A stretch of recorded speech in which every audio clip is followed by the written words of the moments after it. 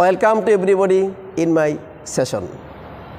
আজকে আমরা শিখব বিবিটিআই ইঞ্জিন সম্পর্কে। এখানে আমরা পূর্বের সেশনে আমরা আলোচনা করেছিলাম যে বিবিটিআই, সিএনজি, ইএফআই, এলপিজি এগুলা কোনো ইঞ্জিন নয়, এগুলো হচ্ছে সিস্টেম। তাই আজকে বিবিটিআই ইঞ্জিন সম্পর্কে আমরা একটু আলোচনা করব। আমাদের মনে রাখতে হবে যে বর্তমানে যত প্রকারের ইঞ্জিন আছে তার ভিতরে বিবিটিআই ইঞ্জিন সবচেয়ে ভালো এবং এটার হর্স পাওয়ার সবচেয়ে বেশি অবস্থানে আছে। তাই এই বিবিটিআই ইঞ্জিন সম্পর্কে একটু আজকে আমরা ডিটেলস শিখব। তো এই বিবিটিআই ইঞ্জিন মানে হচ্ছে বিবিটিআই কথার অর্থ হচ্ছে ভেরিয়েবল বাল্ব টাইমিং ইন্টেলিজেন্সি, যা আমরা থিওরিতে পূর্বে শিখেছি পূর্বের লেসনগুলোতে। সুতরাং এখন আমরা দেখব যে এই বিবিটিআই ইঞ্জিনের সুবিধাটা কী। যেমন প্রথমে আমরা একটা জিনিস চিন্তা করি যে বিবিটিআই ইঞ্জিনের ভিতরে বলা আছে ভেরিয়েবল বাল্ব টাইমিং ইন্টেলিজেন্সি। ভেরিয়েবল মানে আলাদা আলাদাভাবে বাল্ব টাইমিংগুলো আলাদা আলাদাভাবে করা আছে। তারপরে তোমার ইগনিশন কয়েল আছে। আমরা জানি যে ইএফআই ইঞ্জিন বলি, কার্বোরেটর ইঞ্জিন বলি, ইগনিশন কয়েল একটা থাকে। এখানে ভেরিয়েবল হওয়ার কারণে প্রত্যেকটি সিলিন্ডারে আলাদা আলাদা করে একটি করে ইগনিশন কয়েলের ব্যবস্থা আছে, যে একটা, দুইটা, তিনটা, চারটা, এই আলাদা আলাদা করে ইগনিশন কয়েলগুলো আছে। আমরা একটা ইগনিশন কয়েল খুলে দেখতে পারবো। এর আগে আমরা একটা কথা বলি যে এই ধরনের চার সিলিন্ডার ইঞ্জিনে কিন্তু ফায়ারিং অর্ডার হলো 1, 3, 4, 2, যা আমরা পূর্বেও শিখেছি। এখন আমরা দেখি যে এটা একটা ইঞ্জিন আছে। এই ইঞ্জিনটার সামনের অংশ থেকে যদি আমরা শুরু করি, যে এইটা ইঞ্জিনের হলো সামনের অংশ, যে এটা সামনের অংশ, এটা হচ্ছে পিছনের অংশ। আমরা মাথায় রাখবো যে এইটা হচ্ছে পিছনের অংশ, কারণ হচ্ছে পিছনের দিকে ফ্লাই হুইল আছে। আমরা একটু খেয়াল করি, এখানে ফ্লাই হুইল আছে, ফ্লাই হুইলের অবস্থান আছে। যেই জায়গায় ফ্লাই হুইল থাকবে তার পিছনে থাকবে ক্লাচ ইউনিট, তারপরে গিয়ার বক্স থাকবে। সুতরাং এটা হচ্ছে পিছনের অংশ।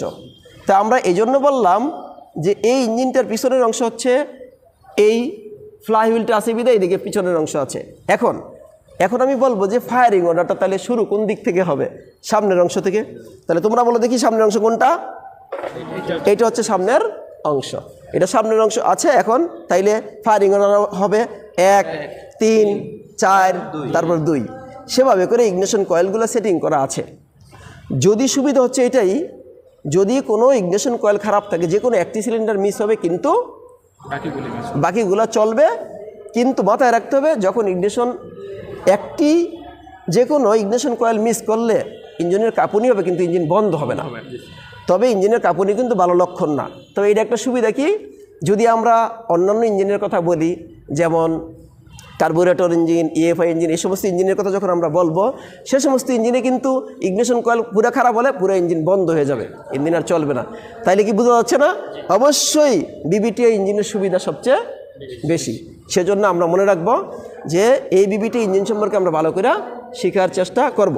আমরা একটা জিনিস দেখাই এখন নিজেরা, যে এই যে কয়েলটা আছে, এখন আমরা দেখাবো একটা কয়েল খুললে দেখি যে কয়েলটা কি অবস্থায় আছে, কেন আছে, কি অবস্থায় আছে।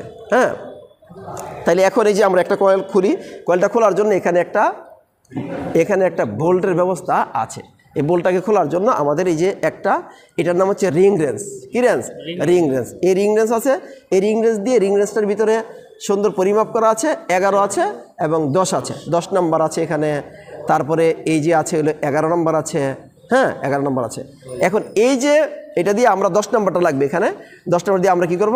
আমরা ঘড়ির কাঁটার বিপরীত দিকে যখন ঘুরাবো, তারপরে আমরা এটা খুলে নেব, আস্তে আস্তে করে এটা খুলে নেব।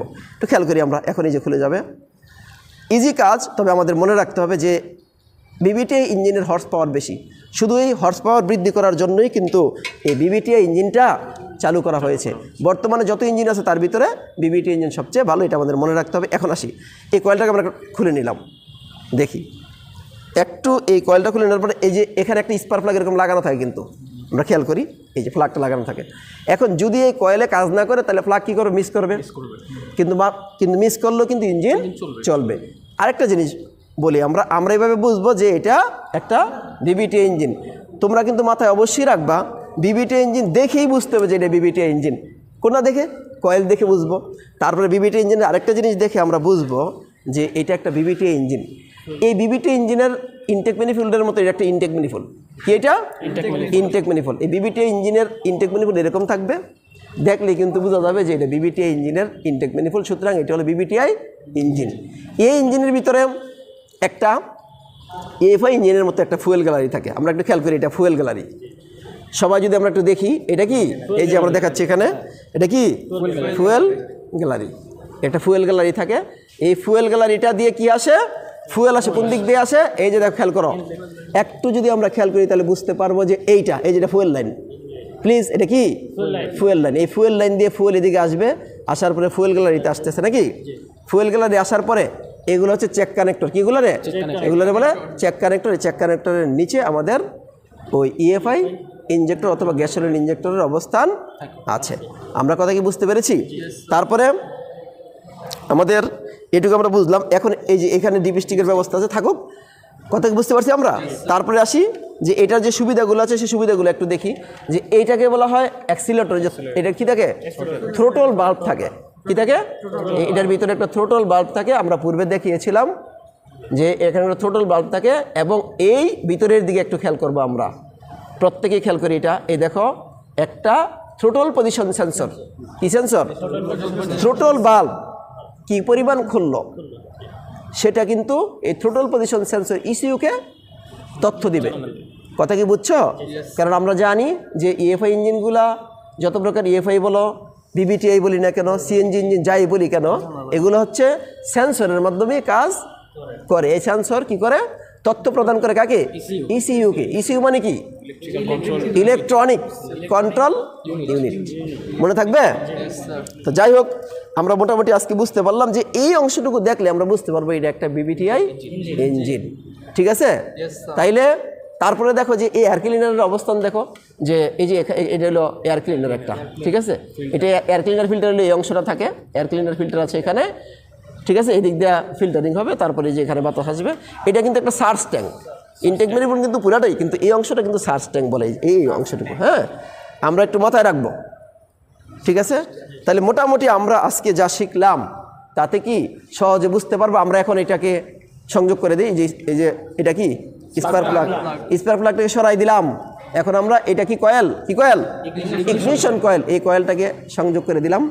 সংযোগ যখন আমরা করব তখন দেখি এই যে বোল্টটাকে আমরা একটু লাগাই দিলাম। এই যে ইজি আছে, গড়ির কাটার দিকে লাগবে নাকি, আর গড়ির কাটার বিপরীত দিকে খুলবে। গভর্নর এই ইঞ্জিনে থাকে না, গভর্নর থাকলে ডিজেল ইঞ্জিনে, মাথায় রাখবা, ডিজেল ইঞ্জিনে।